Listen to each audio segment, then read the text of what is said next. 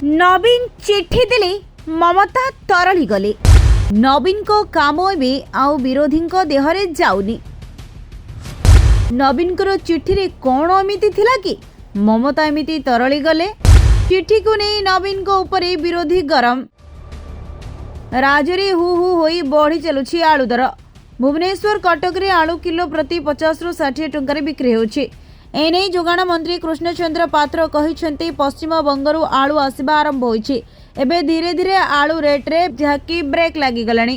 तबे एहाकु नै गतकाली नवीन पटनायक पश्चिम बंग मुख्यमंत्री ममता बनर्जी को चिट्ठी लिखिथिले, जेउथिरे से आलू ट्रक ओडिशा को छाड़िबाकू निवेदन करथिले।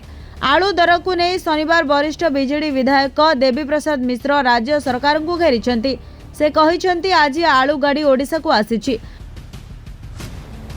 आलू गाड़ी छाड़िबाकू नवीन पटनायक चिट्ठी लिखिबारु एपरि प्रभाव पड़िछि।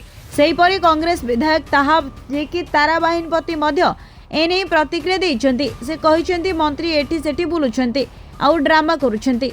नवीन चिट्ठी लिखिले हेले भाजपा सरकार को पसंद हेलानी। बीजेडी भाजपा मिसिकी सरकार करिथिले। बीजेडी बेले जोगाण मंत्री भाजपा रहिथिले।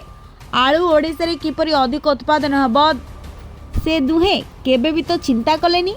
एबे दर किपरि नियंत्रण करिवे चिंता करूछंती। Bureau report Odisha info.